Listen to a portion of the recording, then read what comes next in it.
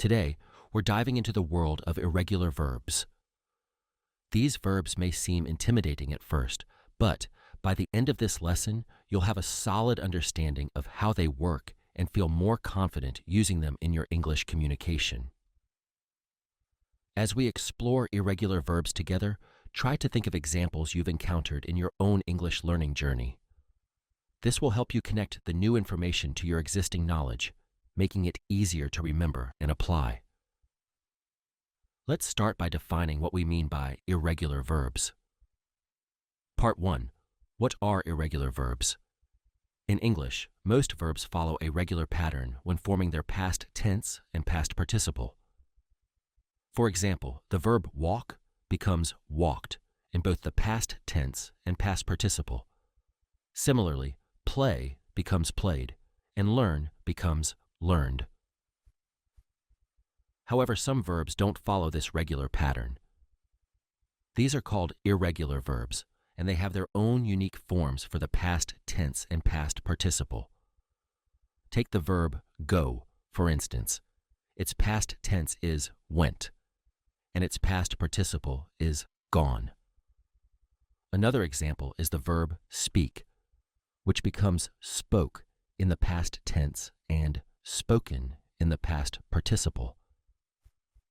It's crucial to learn these irregular forms because they are some of the most commonly used verbs in the English language.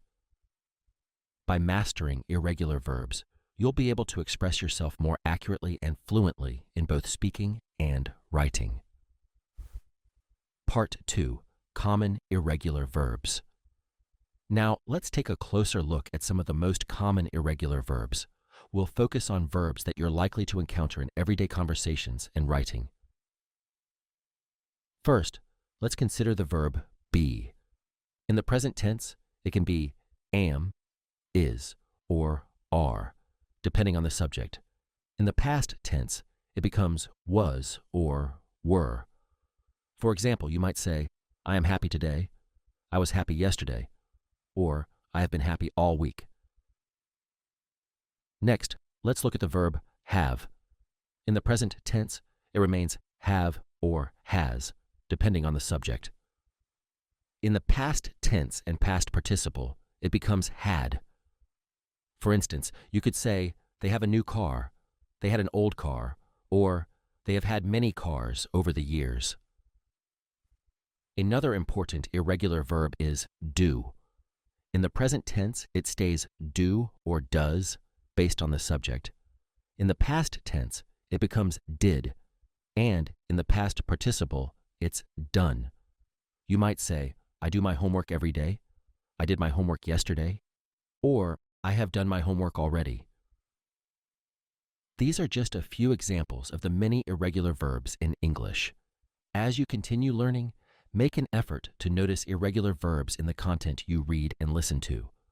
Jot them down, along with their past tense and past participle forms, to help you remember them better. Part 3. Tips for memorizing.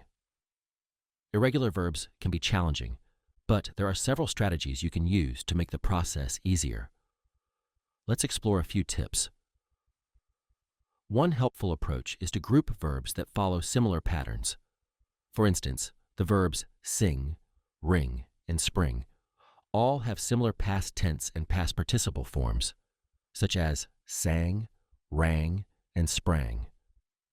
By learning these verbs together, you can create associations that make them easier to remember. Another tip is to use mnemonics. Try creating memorable phrases or sentences that incorporate the verb forms. Let's use the verb go as an example. You could use the phrase go, went, gone to help you remember its forms. I go to the store, I went yesterday, I have gone many times. The more creative and personal your mnemonics are, the more likely you are to remember them. Practicing irregular verbs in context is also key. Instead of just memorizing lists of verbs, challenge yourself to use them in sentences or short stories. This will help you associate the verb forms with real-life situations, making them more memorable. For instance, you might Say, I spoke with my friend yesterday about the book I had read last week.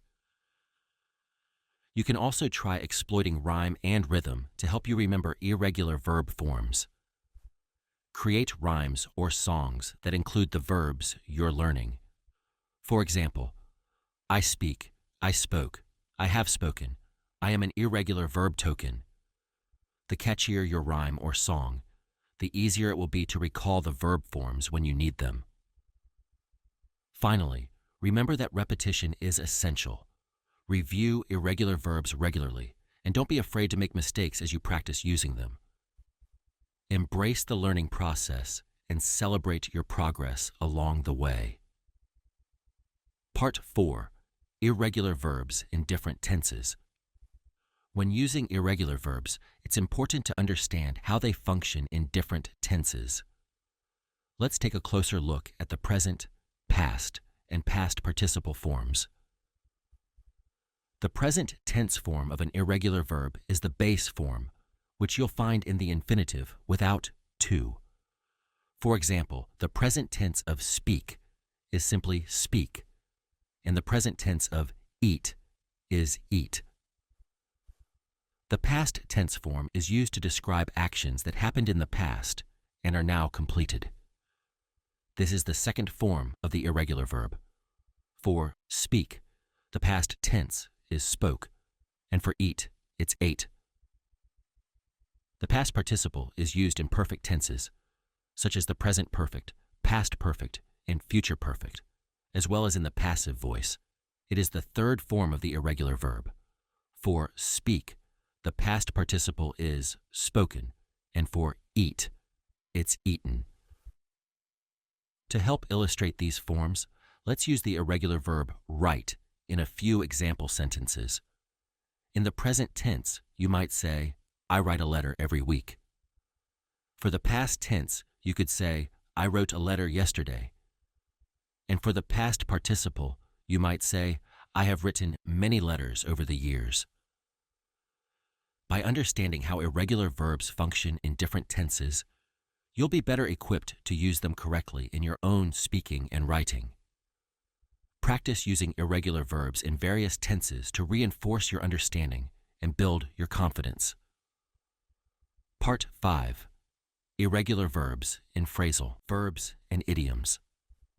Irregular verbs don't just appear on their own, they also play a crucial role in phrasal verbs and idioms.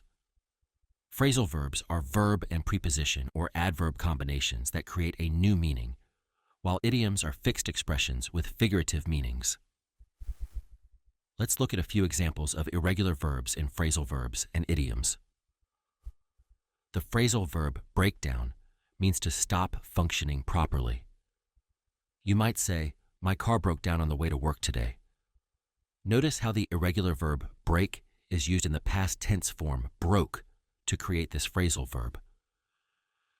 Another example is the phrasal verb give in, which means to yield or surrender. For instance, you could say, after hours of negotiation, the company finally gave in to the workers' demands. Here, the irregular verb give is used in its base form to construct the phrasal verb. Now, let's look at an idiom that uses an irregular verb. The expression, let the cat out of the bag, means to reveal a secret. You might say, I wasn't supposed to tell anyone about the surprise party, but I accidentally let the cat out of the bag. In this idiom, the irregular verb let is used in its base form. Another idiom that uses an irregular verb is speak one's mind, which means to express one's thoughts or opinions frankly. For example, she's known for always speaking her mind, even if it might offend others. Here, the irregular verb speak is used in its present participle form, speaking, as part of the idiom. By familiarizing yourself with irregular verbs and phrasal verbs and idioms, you'll be better prepared to understand and use these common expressions in everyday English. As you encounter phrasal verbs and idioms in your English learning, take note of the irregular verbs they contain and practice using them in context. Let's recap what we've learned about irregular verbs today. We started by defining irregular verbs as verbs that don't follow the regular pattern when forming their past tense and past participle.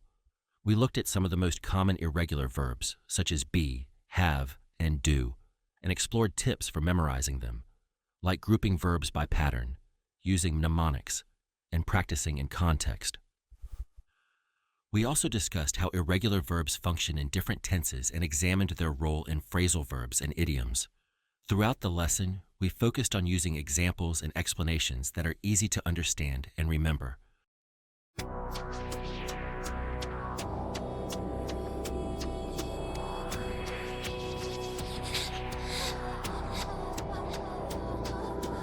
Go and gone, be was being. Irregular verbs, they break the scene. Speak, spoke, spoken, do, did, done. Learning these verbs can be such fun. Irregular verbs, they're special indeed. Breaking the rules, but you'll succeed. Present, past, and participle too. Master these forms and your English will bloom.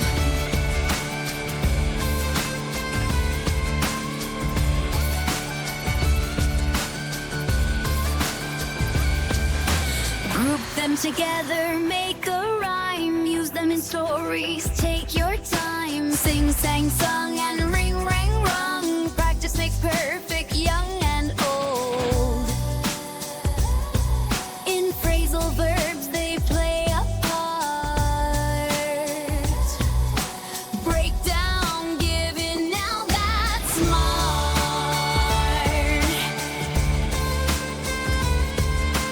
Idioms too, they love to hide. Let the cat out, take it in stride. Irregular verbs, they're special indeed. Breaking the rules, but you'll succeed. Present, past, and participle too. Master these forms and your English will bloom.